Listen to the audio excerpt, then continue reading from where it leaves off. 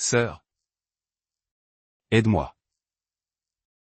Ils ont dit qu'ils allaient m'enlever ma fille et que je ne la reverrai jamais. Ma sœur jumelle m'a appelé en sanglotant si fort qu'elle peinait à respirer. Quand j'ai appris que son mari et sa belle-mère contrôlaient sa vie depuis 7 ans. Volaient son salaire. La forçaient à dormir dans une pièce de rangement humide et complotaient maintenant pour lui prendre son enfant de 6 ans, je n'ai pas appelé la police. Je n'ai pas engagé d'avocat. À la place, j'ai lâché mes plans, j'ai conduit 400 miles et j'ai pris sa place. Mon nom est Mélodie. J'ai 32 ans. J'ai passé 2 ans dans l'armée avant de devenir ingénieur civil. Je sais construire des structures, et je sais exactement comment les démolir. Avant de vous montrer comment j'ai démantelé leur petite vie parfaite, dites-moi d'où vous regardez dans les commentaires ci-dessous. Mettez un like et abonnez-vous si vous risqueriez tout pour protéger votre famille des monstres. C'était un mardi après-midi. J'étais sur un chantier de construction quand elle a appelé. Son mari suivait chacun de ses mouvements, donc un appel signifiait une urgence. Mélodie, a-t-elle articulé d'une voix étranglée. Il a de faux dossiers médicaux. Il dépose une demande de garde exclusive demain. Il m'a dit que si je me bats, il me fera interner en hôpital psychiatrique. Écoute-moi, ai-je ordonné en utilisant le ton que j'employais à l'armée. Ne prends rien. Sors par la porte de derrière et marche jusqu'au dîner près de la route 26. J'arrive. J'ai saisi mon équipement tactique et j'ai conduit droit sur Portland. Quand je l'ai trouvée en train de grelotter, elle ressemblait à une coquille brisée de la fille avec qui j'avais grandi. Nous nous sommes assises dans mon pick-up et avons échangé nos vêtements. J'ai enfilé son pull délavé. Elle a mis ma veste lourde. Vas-y. Lui ai-je dit en lui tendant mes cartes de crédit. Je m'occupe d'eux. Je suis sorti dans l'air glacial de l'Oregon. J'ai tourné le dos à ma sœur en larmes et j'ai marché vers la massive maison en bois près de la forêt. Il croyait avoir affaire à une victime brisée. Il n'avait aucune idée qu'il venait d'inviter une soldate chez eux. Le clic sec du verrou a résonné dès que j'ai franchi le seuil. Des pas ont martelé le plancher en bois dur à l'étage. Margaret a descendu l'escalier en chaîne en tenant une assiette en céramique. Elle n'a pas dit bonjour. Elle s'est dirigée droit vers moi et m'a enfoncé l'assiette dans la poitrine. Je l'ai attrapée. Mange ça et nettoie la cuisine, a-t-elle ordonné. Russell rentre tard. Ne fais pas de bruit quand il arrive. Va dans ta chambre. J'ai regardé l'assiette de poulet à moitié mangée et de riz froid. J'ai baissé la tête, adoptant la posture que ma sœur m'avait décrite. Oui. Margaret. Ai-je chuchoté. Appelle-moi maman. Et bouge. Je veux regarder mes émissions. Oui. Maman. Je suis passé devant elle en gardant les yeux fixés sur les planches du sol. J'ai parcouru le couloir, ouvert la lourde porte menant au sous-sol. J'ai descendu les marches en bois. J'ai actionné l'interrupteur. Une seule ampoule a bourdonné en s'allumant. La pièce de rangement se trouvait dans le coin, séparée par des murs de contreplaqué. J'ai ouvert la porte. L'odeur de moisissure m'a frappé le visage. Un mince matelas reposait sur le sol en béton, entouré de cartons. C'était là que ma sœur avait dormi pendant 7 ans. J'ai posé l'assiette sur une caisse. Je me suis assise au bord du matelas et j'ai attendu. J'ai attendu 4 heures. J'ai écouté les bruits de la maison. Plus tard, la porte d'entrée s'est ouverte et refermée. De lourds pas ont fait vibrer le plafond. Russell était rentré. Enfin, le silence s'est installé sur la structure. Je me suis levé, j'ai sorti une petite lampe stylo et j'ai dirigé le faisceau vers le sol. J'ai monté les marches et j'ai entrouvert doucement la porte du sous-sol. J'ai traversé la cuisine, ignorant la décoration pour me concentrer sur la technologie. J'ai repéré la première caméra montée au-dessus du réfrigérateur. J'ai suivi l'angle de son objectif. Elle couvrait l'îlot de cuisine et la porte de derrière. Je suis entré dans le salon. Une autre caméra se trouvait sur la bibliothèque. J'ai suivi le câblage le long des plaintes jusqu'au bureau. J'ai parcouru le couloir et me suis arrêté devant la porte du bureau. Fermée à clé. Je me suis agenouillé. J'ai sorti une clé de tension et un râteau de ma veste et j'ai inséré les outils. J'ai appliqué une pression et déplacé le râteau. 3 clics, le cylindre a tourné. J'ai poussé la porte et dirigé ma lampe stylo vers le bureau. L'unité DVR se trouvait à côté du moniteur. J'ai vérifié l'arrière de la machine. 4 entrées de câbles, 4 caméras au total. J'ai mémorisé leur position d'après la disposition des canaux à l'écran, cuisine, salon, couloir, porche avant. Les angles morts étaient le sous-sol, les salles de bain et le court corridor menant au garage. Je suis ressorti, j'ai verrouillé la porte et suis retourné au sous-sol. Je me suis allongé sur le matelas. L'aube s'est levée. La lumière du soleil filtrait à travers une fenêtre sale près du plafond. À l'étage, la maison a commencé à s'éveiller. J'ai entendu la voix de Margaret, exigeante et forte. Puis j'ai entendu un autre son, un enfant gémissant. Je me suis levé immédiatement. J'ai monté les marches et me suis arrêté derrière la porte. J'ai collé mon oreille contre le bois. J'ai ouvert la porte d'une fraction de pouce. L'angle m'a donné une vue claire du canapé du salon. Lucie était assise au bord des coussins, vêtue d'un pyjama rose. Elle se frottait les yeux, des larmes coulaient sur ses joues. Margaret se tenait devant elle. Tenant un smartphone et pointant l'objectif directement sur la fillette de 6 ans. Arrête de pleurer et regarde la caméra, a ordonné Margaret. Elle a tendu la main et a pincé le bras de Lucie. Lucie a sursauté, laissant échapper un cri aigu. Ça fait mal. Grand-mère. Ça fera plus mal si tu ne fais pas exactement ce que je dis, a sifflé Margaret. Ton père a besoin de ça. Tu veux rester avec nous ou partir pour toujours? Je veux rester, a chuchoté Lucie en tremblant. Alors lis les mots sur le papier, a dit Margaret en tenant une page de carnet à côté du téléphone. Commence par le début. Parle clairement. Margaret a appuyé sur l'écran pour enregistrer. Lucie a avalé sa salive. Maman me crie dessus. La petite fille a lu d'une voix tremblante. Elle me frappe quand papa n'est pas à la maison. Elle m'enferme dans le placard. J'ai peur d'elle. Je veux vivre avec papa. Bien, a dit Margaret. Essaie d'avoir l'air plus triste cette fois. Regarde droit dans l'objectif. Margaret a pincé une deuxième fois le bras de la fillette. Lucie a poussé un cri, de nouvelles larmes coulant sur son visage. Margaret a appuyé à nouveau sur le bouton d'enregistrement. Je me tenais derrière la porte, serrant la poignée si fort que mes jointures blanchissaient. J'ai regardé la grand-mère manipuler l'enfant. J'ai écouté les mensonges qu'on forçait dans la bouche de la fillette. Les pièces du puzzle se sont assemblées dans mon esprit, les abus, le contrôle strict, les caméras. J'ai vu Margaret arrêter l'enregistrement et revoir les images sur son écran. Elle a hoché la tête, satisfaite des larmes de l'enfant. J'ai compris le plan instantanément. C'était exactement la vidéo qu'il préparait à soumettre au tribunal. Mardi matin à 10 h, juste après que sa voiture a disparu derrière Pine Ridge, j'ai agi. Margaret avait emmené Lucie à l'école. La maison était vide. J'ai parcouru le couloir en bois et me suis arrêté devant la porte du bureau. La poignée a tourné facilement sous ma prise. Russell possédait l'arrogance d'un homme qui croyait que ses victimes ne se battraient jamais.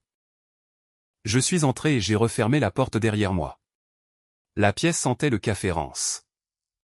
Je me suis dirigé droit vers le bureau en acajou. Russell avait laissé son ordinateur portable ouvert. L'écran brillait, affichant une boîte de réception remplie de messages non lus. Il n'avait même pas pris la peine de verrouiller l'appareil. J'ai sorti un appareil photo numérique compact de ma poche et j'ai commencé mon travail. J'ai cliqué sur un dossier intitulé « Légal ». Un document PDF a rempli l'écran. J'ai fait défiler les pages. C'était un projet de requête en divorce. Le libellé présentait ma sœur comme instable et inapte à élever un enfant. J'ai photographié chaque page, en m'assurant que le texte restait lisible. J'ai ouvert le fichier suivant. Il contenait des dossiers médicaux portant l'entête d'une clinique privée.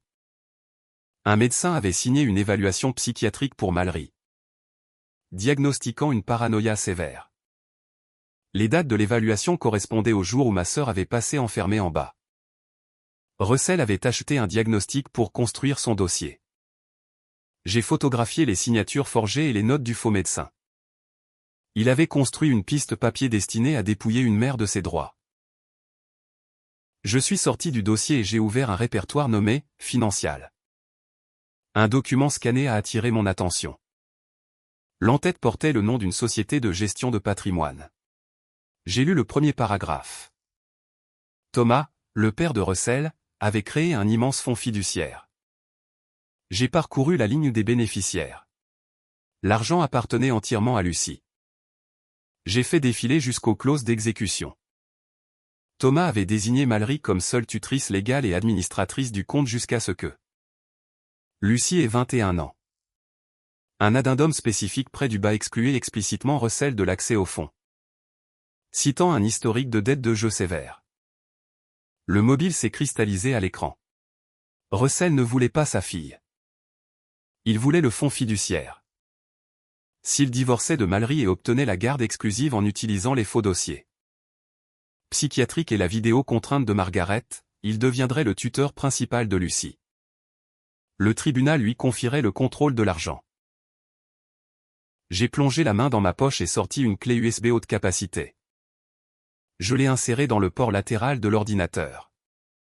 J'ai sélectionné l'ensemble du répertoire, j'ai copié et collé les fichiers sur ma clé. Une barre de progression est apparue à l'écran. 3 minutes restantes. J'ai regardé la ligne verte avancer. 2 minutes. 1 minute. Le transfert s'est terminé. J'ai éjecté la clé en toute sécurité et l'ai glissée dans ma veste. De lourds pas ont retenti contre le plancher du couloir. La porte d'entrée s'était ouverte sans que je l'entende. Russell était rentré plus tôt. J'ai refermé le couvercle de l'ordinateur. Me suis éloigné du bureau et j'ai saisi un chiffon à poussière sur une étagère voisine. Le bouton de porte en laiton a tourné. Russell a poussé la porte et s'est arrêté sur le seuil. Il portait un costume sur mesure, sa cravate dénouée autour du cou. Il m'a dévisagé. « Qu'est-ce que tu fais ici ?» a-t-il exigé. « Je nettoie », ai-je dit en essuyant le bord d'une bibliothèque. J'ai gardé la voix basse, imitant le ton d'effet de ma sœur. Il a ricané, est entré dans la pièce. Il a plongé la main dans sa mallette et en a sorti un paquet de tissu noir. Il l'a lancé à travers la pièce. Il a atterri sur le bureau avec un bruit sourd. « Ramasse ça !» a-t-il ordonné. Je me suis approché et j'ai déplié le tissu. C'était une robe de cocktail. Elle comportait un décolleté plongeant et un ourlet qui atteignait à peine le milieu de la cuisse. « Mon patron Grégory vient dîner vendredi à 6 heures, a dit Russell en croisant les bras. Il décide des promotions de directeur régional le mois prochain. Il a certain goût. Russell s'est approché, envahissant mon espace personnel. Il s'est penché. Tu porteras cette robe. Tu serviras les boissons. Tu souriras et tu le divertiras. Si tu m'embarrasses ou si tu refuses, je te traînerai moi-même à l'hôpital psychiatrique. Oui. Russell. Ai-je chuchoté. Sors de mon bureau. A-t-il aboyé. Exactement à 18 h le vendredi soir, la sonnette a sonné sans cesse. Je me tenais au centre du salon, vêtu de la robe de cocktail noire que Russell m'avait imposée. Russell a ajusté sa cravate. M'a lancé un regard d'avertissement et s'est dirigé vers la lourde porte en bois pour l'ouvrir. Grégory est entré. Il portait un costume sur mesure et dégageait une forte odeur de tabac. Il a tendu son manteau à Russell et a immédiatement posé les yeux sur moi. Son regard a parcouru mon corps de haut en bas. J'ai baissé la tête, serrant un plateau d'argent qui tenait une carafe de vin rouge et 2 verres en cristal. « Grégory, bienvenue », a dit Russell en désignant le canapé de cuir. « Installez-vous. Mallory servira les boissons. » Je me suis approché de la table basse en verre. En me penchant pour poser le plateau, j'ai volontairement accroché le talon de ma chaussure au bord épais du tapis de laine. J'ai trébuché en avant.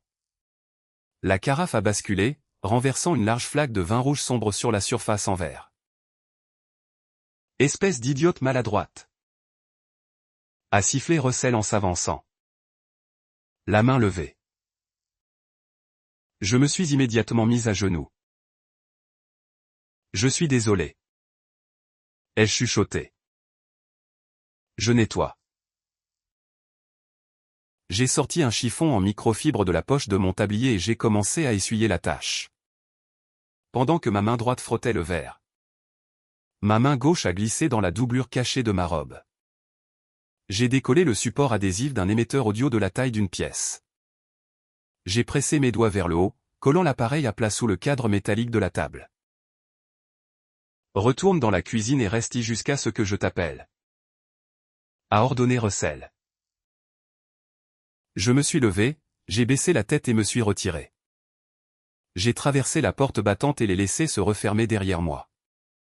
J'ai plongé la main dans ma poche, sorti une oreillette sans fil et l'ai insérée dans mon oreille gauche. J'ai touché l'écran de mon smartphone pour activer le récepteur. Un grésillement a crépité une fraction de seconde avant que les voix n'arrivent, nettes et claires. « Je m'excuse pour elle, » a dit Russell. « Elle est instable ces derniers temps. » « Ne vous en faites pas, Russell, » a répondu Grégory. Un briquet a claqué. « Parlons affaires. Vous voulez le poste de directeur régional. Il y a 3 autres candidats avec plus d'ancienneté que vous. J'apporte plus de valeur à la firme, » a rétorqué Russell. Et je sais comment montrer ma reconnaissance aux personnes qui me soutiennent. Un silence s'est étiré sur le flux audio pendant plusieurs secondes. Elle attend dans la chambre principale au bout du couloir, a ajouté Russell, sa voix baissant d'une octave. Considérez cela comme un gage de ma loyauté.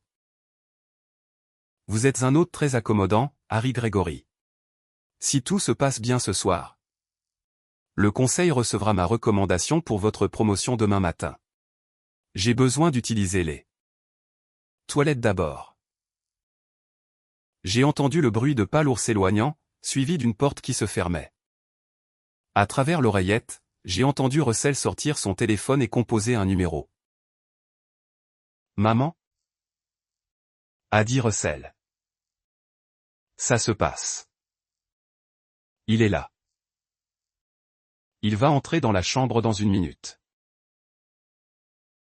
Je me suis appuyé contre le comptoir de la cuisine, écoutant attentivement. La caméra cachée est positionnée derrière la télévision, a continué Russell. Elle a une vue complète du lit. Une fois que j'aurai l'enregistrement d'elle couchant avec mon patron, la bataille pour la garde sera terminée. Le juge lui retirera ses droits instantanément. Une évaluation psychiatrique plus une infidélité documentée égale moi obtenant la garde exclusive de Lucie. Il a marqué une pause, écoutant la réponse de Margaret. Exactement, a dit Russell. Et une fois que j'aurai la garde, je contrôlerai le fonds fiduciaire. Je sécurise notre avenir. Il a terminé l'appel. J'ai entendu le tintement du verre. Je me suis légèrement déplacé, poussant la porte de la cuisine d'une fraction de pouce pour voir le salon. Russell se tenait au-dessus de la table basse. Il a plongé la main dans la poche de son gilet et a produit un petit flacon en plastique. Il a ouvert le bouchon et a laissé tomber un seul comprimé blanc dans le verre de vin de Grégory. Il a fait tournoyer le cristal jusqu'à ce que le comprimé se dissolve complètement. La porte des toilettes s'est ouverte. Grégory est revenu dans le salon. À notre nouveau partenariat. A dit Russell en tendant à Grégory le verre empoisonné. Au nouveau directeur régional. A répondu Grégory. Grégory a bu le vin en 2 gorgées. Il a posé le verre vide sur la table, a ajusté sa ceinture et s'est tourné vers le couloir. Il a marché d'un pas confiant et lourd. J'ai laissé la porte de la cuisine se refermer. Je me suis déplacé silencieusement à travers la buanderie attenante et me suis glissé dans le couloir sombre. Je me suis positionné juste derrière la lourde porte en chêne. Je suis resté à attendre dans l'ombre, les poings serrés, ma respiration lente et régulière. Au moment où le bout de sa chaussure a franchi le seuil, j'ai agi. J'ai saisi son poignet tendu. Tordu son bras brusquement derrière son dos et frappé le dos de son genou. Grégory s'est effondré sur le plancher en bois avec un bruit sourd. J'ai planté mon genou bien entre ses omoplates et j'ai appuyé mon avant-bras contre le côté de son cou, appliquant une pression directe sur l'artère carotide. Il a essayé de se débattre, tentant de me jeter, mais sa coordination était déjà partie. Le comprimé blanc que Russell avait fait tomber dans son vin avait atteint sa circulation sanguine. En 10 secondes, la résistance de Grégory s'est évaporée. Ses muscles sont devenus complètement mous. Sa mâchoire s'est affaissée et ses yeux ont roulé en arrière tandis que le sédatif l'emportait. J'ai relâché son cou. Je l'ai saisi sous les bras. Soulevé son poids mort du sol et l'ai traîné en arrière dans le couloir. J'ai ouvert la porte latérale, le tirant dehors dans la nuit glaciale de l'Oregon. L'herbe humide a trempé mes chaussures tandis que je le traînais loin de la maison en bois vers le bord des pins. Je l'ai laissé tomber près d'un chemin de pierre décoratif. J'ai récupéré une bouteille de vin rouge à moitié vide que j'avais cachée dans les buissons. J'ai déboutonné le haut de sa chemise chère et versé le liquide sombre sur son col et sa poitrine. J'ai jeté la bouteille vide sur l'herbe près de sa main tendue. Mettant en scène parfaitement un invité ivre qui trébuche et s'évanouit avant d'atteindre sa voiture. Je suis rentré et j'ai verrouillé la porte. Samedi matin, la lumière du soleil traversait les fenêtres de la cuisine. Je me tenais devant l'évier, frottant une poêle. Russell a surgi du couloir, le visage congestionné. Il a claqué son ordinateur portable sur l'îlot en marbre. Il a martelé ses doigts sur le clavier, cliquant sur la souris avec des mouvements agressifs et secs. Tasse de merde inutile, a marmonné Russell. Il a dévisagé l'écran. J'ai gardé la tête baissée, lavant la poêle. Je savais exactement ce qu'il regardait. J'avais pris une pince coupante et sectionné le câble de transmission de sa caméra cachée 1 heure avant l'arrivée de Grégory. Le fichier vidéo qu'il s'attendait à trouver ne contenait rien d'autre qu'un écran noir et du grésillement. Russell a cogné son poing contre le plan de travail. Il a pris son téléphone et composé un numéro, mais avant qu'il puisse appuyer sur l'appel, le téléphone fixe au mur a sonné. Russell a arraché le combiné. Allô. Sa posture rigide a immédiatement changé. Il s'est redressé. Oui. Père. Bonjour. Il a écouté un moment. Ce soir, ici. Bien sûr. Père. Nous serions honorés d'organiser votre dîner d'anniversaire. Je préparerai tout. Il a raccroché et a crié vers les escaliers. Maman? Descends. Margaret s'est précipitée dans les marches en bois. Qu'y a-t-il? Thomas vient ce soir, a dit Russell en arpentant la cuisine. Il veut fêter son anniversaire ici. Margaret s'est arrêtée en bas des marches. Tu as l'enregistrement d'hier soir? La caméra a dysfonctionné, a craché Russell. Le fichier est complètement corrompu. Je n'ai absolument rien sur elle. Margaret a croisé les bras. Alors on change de plan. On utilise le plan de secours. La vidéo de Lucie. Russell a cessé de marcher. Il a regardé sa mère. Père déteste les scandales publics. Mais il déteste encore plus les maltraitances d'enfants. On diffuse la vidéo de Lucie en train de pleurer. On lui montre exactement quel genre de mère elle est juste après avoir coupé le gâteau. Il exigera le divorce lui-même et soutiendra ma demande de garde. Je vais au marché acheter la nourriture, a dit Margaret. Toi, installe le projecteur dans le salon. 2 heures plus tard, Russell et Margaret ont quitté la maison pour leurs courses. Je suis entré dans le salon. Le projecteur monté au plafond se trouvait au-dessus de la cheminée en pierre, relié à un récepteur multimédia sur l'étagère inférieure du meuble de télévision. J'ai plongé la main dans ma poche et sorti un petit dongle de synchronisation sans fil. Je me suis agenouillé près du récepteur, débranché le câble HDMI principal et inséré mon appareil dans le port. J'ai sorti mon téléphone, ouvert les paramètres réseau et appairé les appareils. Une lumière verte a clignoté sur le dongle, confirmant la connexion. J'ai chargé les fichiers audio et vidéo sur mon écran et testé le flux. Le système était entièrement sous mon contrôle.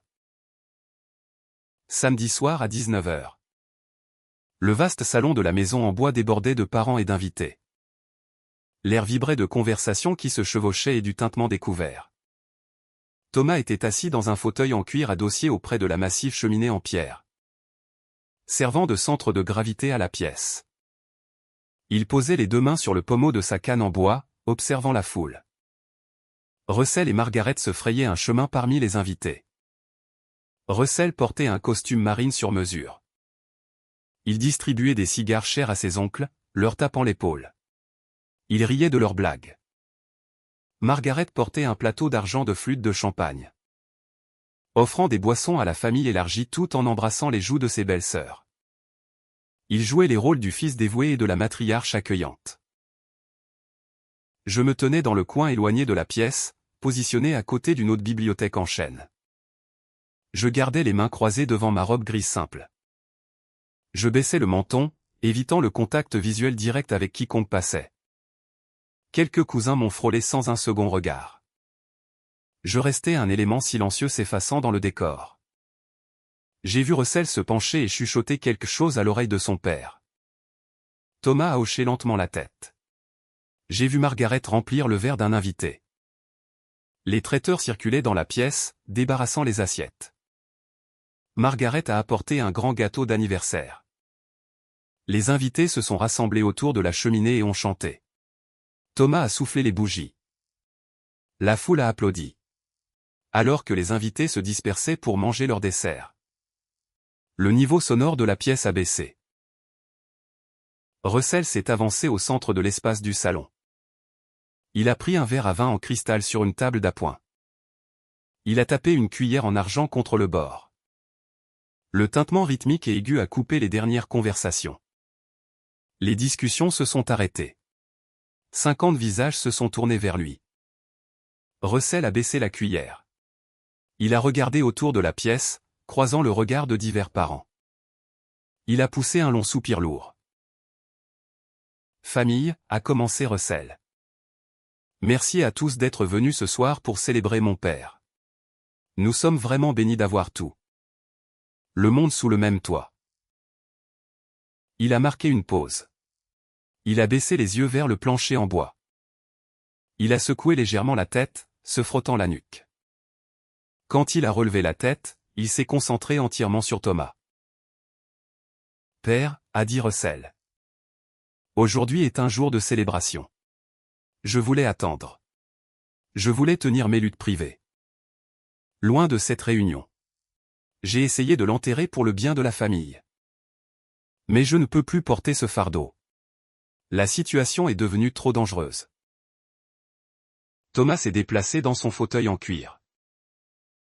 Il a planté fermement sa canne sur le tapis. Parle franchement. Russell. Que se passe-t-il? Russell a fait 2 pas de plus vers le fauteuil. J'ai essayé de maintenir mon mariage. J'ai essayé d'être un mari de soutien. Mais mon devoir principal est envers ma fille. Je dois protéger Lucie. Des murmures se sont élevés parmi les invités près de l'îlot de cuisine.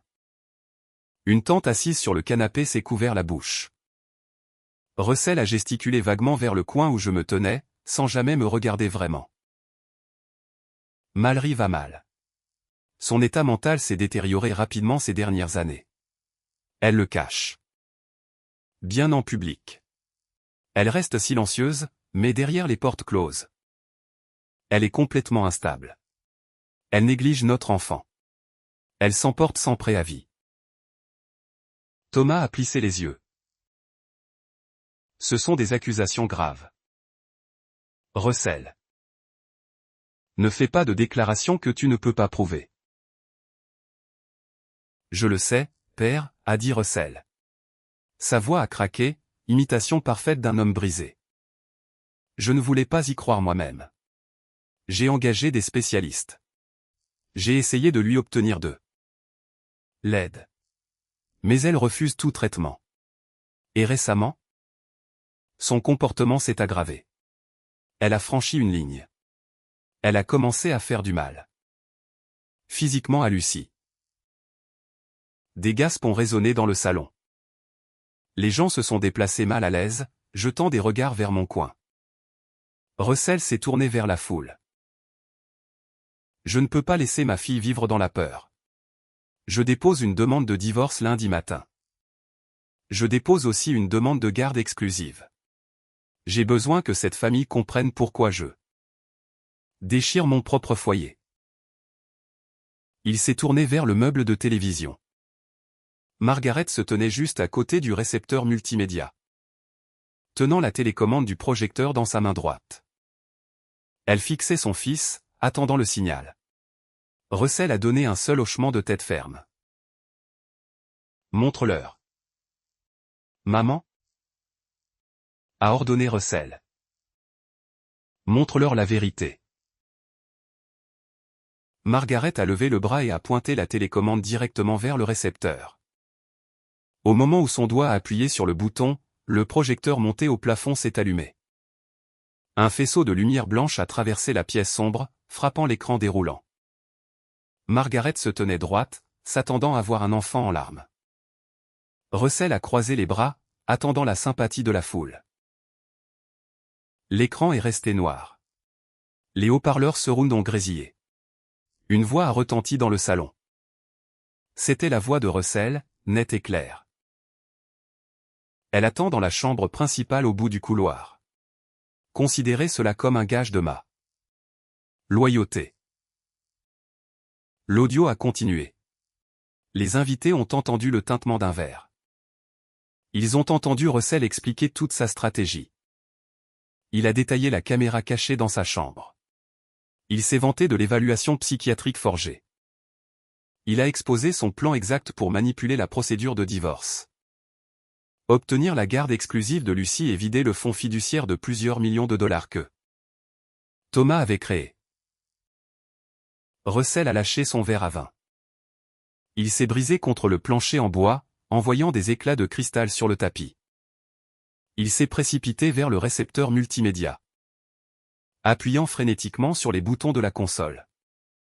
Il a saisi le cordon d'alimentation et l'a arraché du mur. Mais l'audio a continué de jouer à travers les haut-parleurs sans fil. Rien n'y a fait. Je contrôlais entièrement le flux depuis ma poche. L'audio s'est arrêté. L'écran a clignoté. Une vidéo a commencé à jouer. Elle ne montrait pas Lucie se plaignant de sa mère. Elle montrait la réalité non éditée. Margaret se tenait au-dessus de la petite fille sur le canapé. Les haut-parleurs ont diffusé les ordres durs de Margaret. Les invités ont regardé Margaret saisir physiquement l'enfant. Ils l'ont vu pincer le bras de Lucie. Ils ont entendu l'enfant gaspiller de douleur. Ils ont écouté Margaret menacer d'envoyer la fillette loin pour toujours à moins qu'elle ne récite l'histoire fabriquée. Margaret a lâché la télécommande. Elle s'est précipitée en avant pour essayer de bloquer l'objectif du projecteur avec ses mains. Mais son ombre n'a fait que rendre les images plus sinistres. Le salon s'est figé. Personne n'a bougé. Le silence était absolu. brisé seulement par le son de l'enfant sanglotant sur l'écran du projecteur. Thomas a saisi le pommeau de sa canne en bois. Ses jointures sont devenues d'un blanc éclatant. Tout son corps tremblait. Il a planté la canne sur le sol et s'est levé. Il a fixé l'écran, puis a tourné lentement la tête pour regarder son fils. Russell a reculé, la bouche s'ouvrant et se fermant sans produire de son. La lourde poignée en laiton de la porte d'entrée a tourné avec un claquement fort. La porte s'est ouverte, heurtant le mur. Un souffle froid de vent de l'Oregon a balayé la pièce. Des pas ont résonné dans l'entrée. Mallory est entrée dans la lumière. Elle portait un manteau de laine propre et se tenait parfaitement droite. Elle n'a pas regardé le sol. Elle a regardé directement son mari. Les invités ont gaspé. Une femme au premier rang a poussé un cri aigu et a reculé. 50 têtes se sont tournées d'avant en arrière, regardant la femme debout dans l'embrasure de la porte. Puis se tournant vers moi debout dans le coin. J'ai levé la main vers ma tête. J'ai saisi la perruque emmêlée et terne que j'avais portée pendant la semaine passée et je l'ai arrachée. Je l'ai jetée sur une chaise voisine. J'ai secoué mes cheveux naturels. Je me suis éloigné de la bibliothèque en chaîne et j'ai marché vers le centre de la pièce, m'arrêtant juste à côté du verre brisé. Mon nom est Mélodie, ai-je déclaré en élevant la voix pour atteindre chaque coin de la pièce. Je suis la sœur jumelle de Mallory. Pendant les 7 dernières années, vous avez tous cru un mensonge. Vous avez cru que cet homme était un pourvoyeur. Vous avez cru que sa mère était une sainte. J'ai pointé Margaret. Elle a volé le salaire de ma sœur. Elle l'a enfermée dans une pièce de rangement humido. Sous-sol. Elle l'a nourrie de restes pendant que vous mangiez tous à cette table. J'ai pointé Russell. Il a forgé des documents médicaux. Il a drogué son patron dans cette pièce même hier soir. Il a essayé de vendre sa femme pour obtenir une promotion. Et il a orchestré un plan pour voler le fonds fiduciaire de sa propre fille. Russell a regardé autour de la pièce. Il a tendu la main vers Thomas. Père. C'est un piège. Elle a manipulé les fichiers. Thomas n'a pas répondu. Il a tourné le dos à son fils. Russell n'a vu aucune pitié. Il a vu du dégoût. La façade soigneusement construite de sa vie s'est effondrée en poussière. Sa réputation, sa carrière et son accès à des millions de dollars ont disparu en l'espace de 3 minutes. La panique dans ses yeux s'est durcie en une rage débridée. Il a poussé un rugissement guttural qui a déchiré ses cordes vocales. Il a pivoté et s'est précipité vers la cheminée en pierre. Il a tendu la main et saisi le lourd tisonnier en laiton reposant sur le foyer. Il a empoigné la tige métallique, s'est retourné sur ses talons et a chargé droit sur moi. Il n'a fallu qu'une demi-seconde pour que mon corps réagisse à l'attaque. Russell a balancé le lourd tisonnier en laiton dans un large arc incontrôlé, visant directement ma tête. Je n'ai pas reculé. Je suis entré dans sa portée. La tige en laiton a sifflé près de mon oreille, ne frappant que de l'air. Avant qu'il puisse retrouver son équilibre, j'ai pivoté. Saisi son poignet tendu des 2 mains et enfoncé le talon de ma botte dans le côté de son genou. Sa jambe a cédé instantanément. J'ai tordu son bras brusquement vers le haut et poussé son épaule vers le bas. Il s'est écrasé face contre le plancher en bois. Le tisonnier a claqué hors de sa main. J'ai planté mon genou bien sur sa colonne vertébrale, le plaquant au sol. J'ai tiré son bras droit vers ses omoplates jusqu'à ce que l'articulation se bloque fermement. Il a poussé un gasp étranglé, sa joue écrasée contre les planches. Des lumières rouges et bleues ont clignoté à travers les fenêtres du salon. Le hurlement des sirènes de police a percé la nuit de l'Oregon, devenant de plus en plus fort jusqu'à s'arrêter juste devant le porche. J'ai déplacé mon poids, gardant Russell fermement plaqué. J'avais transmis le contenu de ma clé USB à mon avocat la veille après-midi. Les documents forgés, les enregistrements audio et la vidéo de Lucie fournissaient plus que suffisamment de motifs probables pour qu'un juge signe les mandats d'arrêt. La lourde porte d'entrée, encore grande ouverte depuis l'entrée soudaine de Mallery, a permis à une demi-douzaine d'officiers en uniforme armés d'envahir l'entrée brillamment éclairée. Les invités restants ont reculé, ouvrant un chemin aux autorités. 2 officiers se sont précipités, ont saisi Russell par les épaules et l'ont arraché du sol. Ils l'ont plaqué contre le mur et ont claqué des menottes en acier autour de ses poignets. Une officier femme s'est dirigée droit vers Margaret. Elle a lu les droits Miranda tout en forçant les mains de Margaret derrière son dos. Margaret n'a pas résisté. Elle fixait le sol, complètement silencieuse, la réalité de sa vie ruinée finissant par s'imposer. Thomas a regardé la police appréhender son fils et sa femme. Il ne leur a pas demandé d'arrêter. Il a plongé la main dans la poche de sa veste, sorti son téléphone portable et composé un numéro. Il a collé le téléphone à son oreille, sa posture rigide et intransigeante. « Reliez-moi aux associés seniors », a ordonné Thomas. Il a gardé les yeux fixés sur Russell tandis qu'il parlait dans le combiné. « Rédigez les papiers immédiatement. Séparez Russell du fonds fiduciaire familial. Annulez ses comptes d'entreprise. Révoquez son accès à tous les actifs de la société. Et assignez nos meilleurs litiges pour représenter Mallery dans ses procédures de divorce et de garde. Je veux qu'il se retrouve avec absolument rien. » Russell s'est débattu contre les officiers, secouant la tête. « Père. Non. Vous ne pouvez pas faire ça. » Les officiers l'ont traîné dehors. Margaret a suivi, escortée de près par l'officier femme. Le temps a avancé rapidement après les arrestations. Le système judiciaire a traité les preuves sans délai. 3 mois plus tard, un juge fédéral a condamné Russell à la prison pour fraude, extorsion et faux. Il a échangé ses costumes sur mesure contre un uniforme standard. Margaret a fait face à des accusations de mise en danger d'enfants et de coercition. Le tribunal a saisi ses biens pour payer les frais juridiques, la laissant entièrement en faillite. Elle a emporté une seule boîte en carton hors de la maison en bois, marchant dans la rue sans nulle part où aller. Thomas a tenu parole. Le fonds fiduciaire est resté intact, protégeant solidement Mallery et Lucy de toute menace financière future. Elles avaient enfin les ressources pour reconstruire. Le tribunal a accordé à Mallery la garde exclusive. Elle a gardé la maison. Les ombres qui avaient contrôlé sa vie pendant 7 ans étaient définitivement éradiquées. Je me tenais dans l'allée, fermant la fermeture éclair de mon sac de voyage tactique. L'air de l'Oregon était frais et pur. Mallery est sortie sur le porche en tenant la main de Lucy. La petite fille souriait, les yeux brillants et libres de peur. Je ne suis pas remonté les marches. Je n'ai offert aucun adieu prolongé. J'ai passé le sac sur mon épaule et j'ai adressé à ma sœur un seul hochement de tête ferme.